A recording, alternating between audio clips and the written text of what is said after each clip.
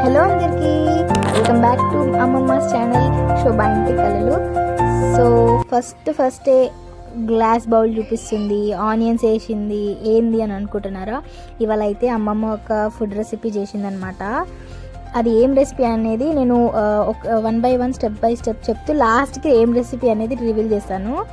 So మీరు చూడండి, first onions వేసుకొని వాటిని మంచిగా కొంచెం మిక్స్ చేస్తుందన్నమాట. అది దానికి అయిపోవడానికి. ఫస్ట్ టైం మా ఛానల్ చూసినట్టయితే ప్లీజ్ డూ సబ్స్క్రైబ్. అట్లా ఆనియన్స్ అట్లా చేసిన తర్వాత కొత్తిమీర అయితే వేసిందనమాట అమ్మమ్మ. అంటే కొత్తిమీర అండ్ కల్లెమాకు. తర్వాత కల్లెమాకు అండ్ కొత్తిమీర వేసిన తర్వాత 1 టీ స్పూన్ అయితే శనగపప్పు యాడ్ చేసుకుందనమాట. దాంట్లో చూడండి, వాష్ చేసిన శనగపప్పు 1 టీ స్పూన్ యాడ్ చేసుకున్న తర్వాత జీలకర్ర అయితే యాడ్ చేసుకోవాలి. అది కూడా 1 టీ స్పూన్ యాడ్ చేసుకోవాలి. నెక్స్ట్ నువ్వులు అయితే యాడ్ చేసుకోవాలి.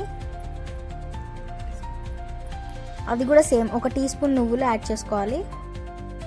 నువ్వులు యాడ్ చేసుకున్న తర్వాత 2 టేబుల్ స్పూన్ కారం యాడ్ చేసుకోండి.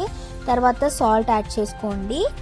అంటే టేస్ట్కి సరిపోయేలాగా సాల్ట్ అయితే యాడ్ చేసుకోవాలి. సాల్ట్ యాడ్ చేసుకున్న తర్వాత 2 గ్లాసెస్ జొన్న పిండి యాడ్ చేసుకోవాలన్నమాట. తర్వాత దాంట్లో వాటర్ యాడ్ చేస్తూ కలపాలి, మిక్స్ చేసుకోండి. దాన్ని వాటర్ లైట్గా వాటర్ యాడ్ చేస్తూ మిక్స్ చేసుకోండి. ఇక్కడ వీడియోలో చూపిస్తున్నట్టుగా.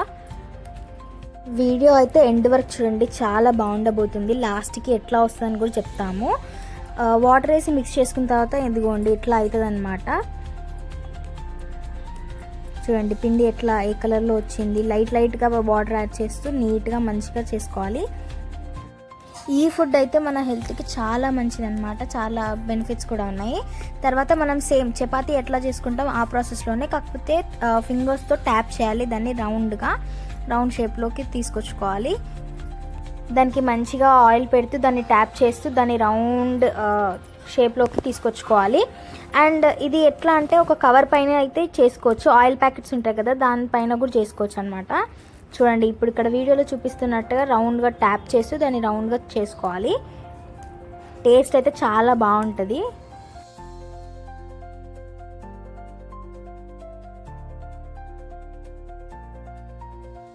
అట్లా రౌండ్గా చేసుకున్న తర్వాత ఇట్లా తవ్వాలో అయితే వేసి కాల్చుకోవాలన్నమాట. చపాతీ లాగానే సేమ్ మధ్యలో ఆయిల్ డ్రాప్స్ వేస్తూ దాన్ని మంచిగా కాల్చాలన్నమాట.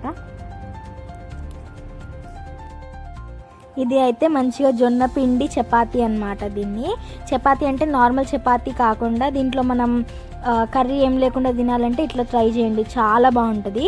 అండ్ ఈ చపాతీ అయితే టేస్టీ అండ్ హెల్దీ కూడా. చూడండి ఇక్కడ వీడియోలో చూపిస్తున్నట్టు గోల్డెన్ బ్రౌన్ కలర్లో వచ్చేలాగా దాన్ని అయితే రోస్ట్ చేసుకోవాలి. తర్వాత ప్లేట్లో సర్వ్ చేసుకొని తినేసేదే, చాలా బాగుంటుంది. Thanks for watching.